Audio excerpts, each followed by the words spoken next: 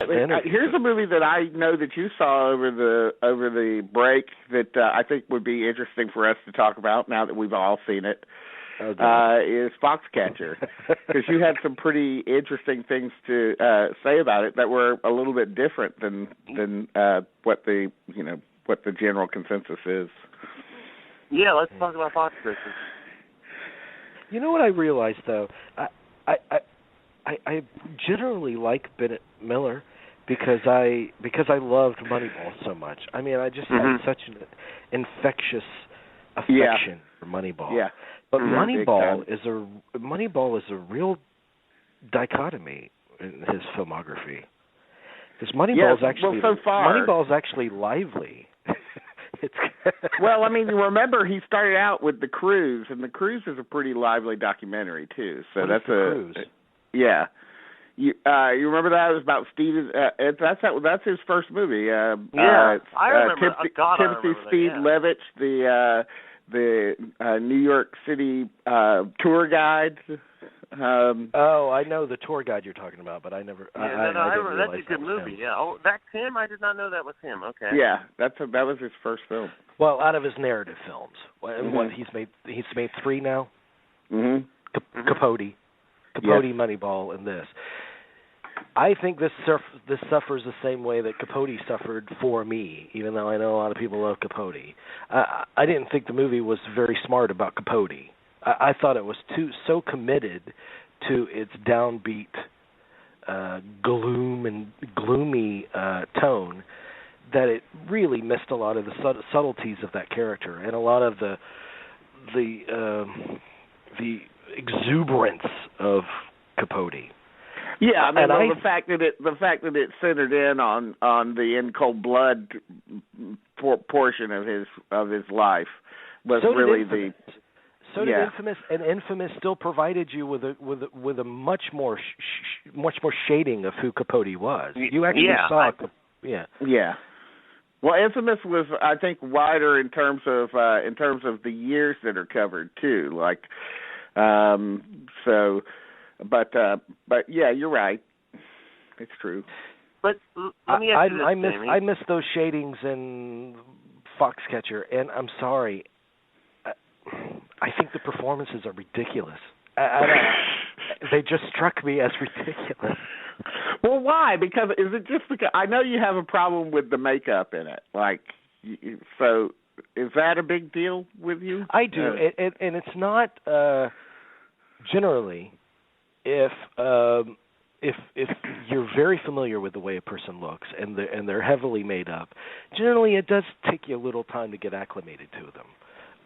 So I was prepared for that, but I thought the characterizations were so ridiculous because it was like acting with a capital A shouted from the rooftops, and I felt maybe this movie would have been so much more authentic if it had like actors we don't know as well in it, and then I looked at real footage of John DuPont, and there is like a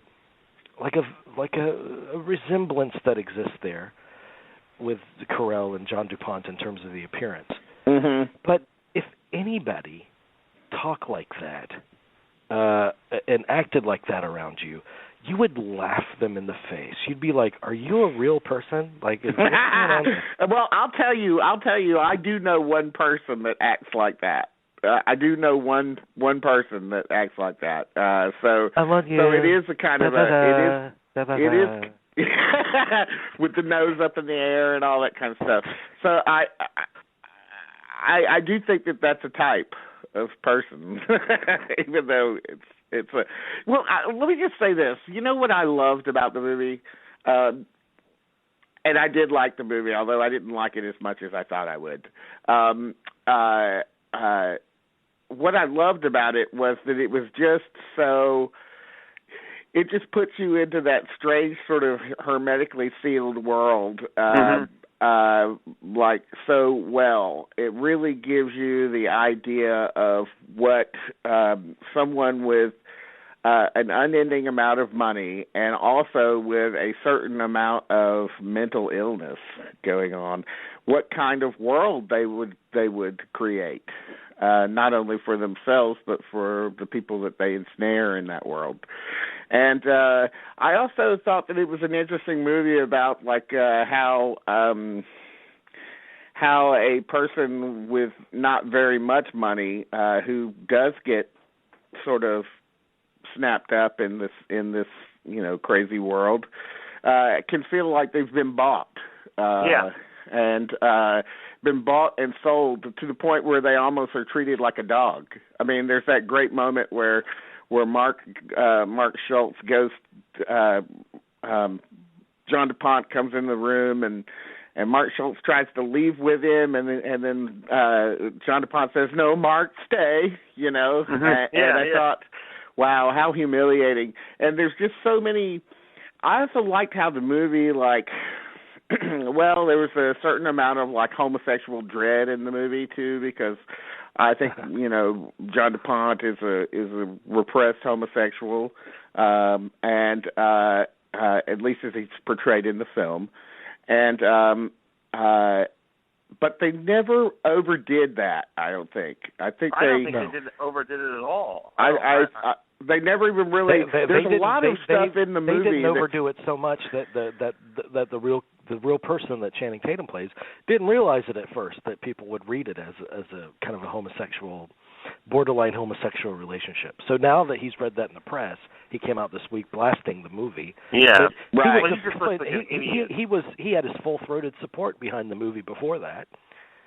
Right. So now, and yeah, I read that all of the laundry list of things that he said were wrong with the film, and most of those things don't even matter. Like, they don't matter. Most of the things that he said were wrong. It's like, man, you can't. There's a lot of this stuff that's trivial nonsense. It's like, and as far as like the movie actually portraying an actual homosexual relationship between the two, it doesn't do that. It just It intimates that one of the reasons that John DuPont was into wrestling and into Mark Schultz in general was because of his repressed homosexuality, and well, it's about homosexuality in the same way that Psycho is about homosexuality. I mean, it's not explicit about it, but if you want to find it in there, it's there. It's in there. The structure of the script promises some interesting things, because you have the trio of lead characters here. You have DuPont, who is wealthy beyond all measure, but he's a complete outsider. He can't fit in. He's wanting so desperately to matter, to be recognized. Mm-hmm. And so that is what drives him, and he looks upon, just like you said, Dean, which is a great observation. He looks upon his underlings as the people that he basically owns. Mark Ruffalo is the exact polar opposite of that. He wants to win, but that's secondary to preserving the integrity of the sport, which is his passion. He's pure, and you cannot corrupt him. And his family is actually his first priority over everything else, really. Yeah. And Channing Tatum is in the middle, so he can go either way. So I like the dynamic of the three characters. This is the year that these good filmmakers. The same thing with Birdman, where for some reason their directorial approach really bothered me. And when it comes to Foxcatcher, I thought that directorial approach was just too obvious and heavy-handed. Well, let me add my 2 cents on Foxcatcher. About as far as the DuPont character goes, I mean, he has to pick wrestling as his way to make a mark. And I don't mean that as any that he wants to impress his mother, and it doesn't work. It backfires horribly. She considers wrestling a low sport.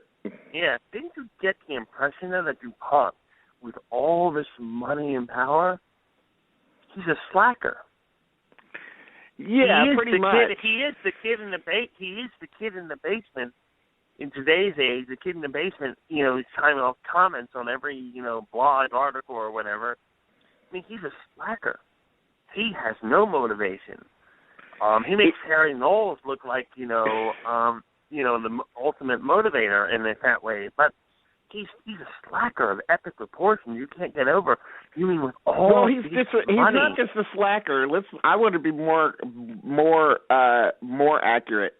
He's just a rank amateur in everything that he does. Mm-hmm. Like the when he's out there wrestling, which Mark Schultz says he never coached him to actually wrestle, but who cares? Right.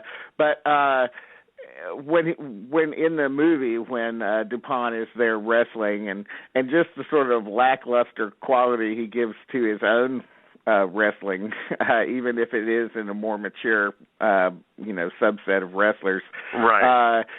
Is just like, oh man, the guy thinks he's good at things, but he's not. He's only the money. It's only the money that raises him up out of the amateur level. And same thing goes for the movie. Doesn't really touch on this very much, but same thing goes for his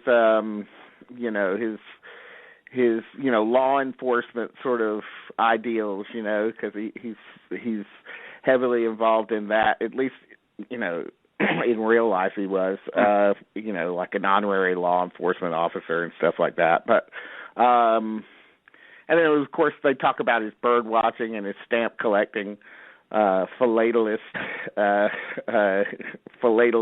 hobby. That's stamp collecting for everybody who hasn't seen the movie. And he did, by the way, this is an interesting, this would have made it a very interesting movie too. He bought the most expensive stamp ever in the history of stamp collecting. It was like worth millions and millions of dollars, this very obscure stamp from Europe someplace. So anyway, I just thought I'd throw that in as some kind of odd trivia. But I just thought that the movie that he's really an amateur at everything, that he tries to do. But yeah, he is a slacker. His motivations are corrupted. And I don't want to make it sound like that people have to be that actors have to be exactly like the people they're portraying, almost like an impersonation, because I don't think that way. I understand what acting is. I know that you watch the footage of the real life character you're playing, and that gives you an impression, which doesn't mean the same thing as you impersonate them. It gives you an impression that you absorb and you take into yourself and you mull over, and you decide through your own particular set of skills how you give life to that, and it becomes its own unique thing. I'm all for that. I mean, that's like, Anthony Hopkins doesn't look like Nixon, but he played an incredible Nixon. So I just don't like what Steve Carell did with it. I mean, it was too actorly, and all I could pay attention to were the affectations. Mm-hmm. That was the way that he's holding himself is very like, it's a little bit of a one-note performance in a way. Yeah. I agree. I give you that. I definitely give you that. But can I bring up another point about the movie, and just about his character, specifically the DuPont character, the way the house is shot, the mansion. Yeah. Don't you find it very? I mean, this is the thing that I left the movie with. He went from one prison to another. He really didn't really move.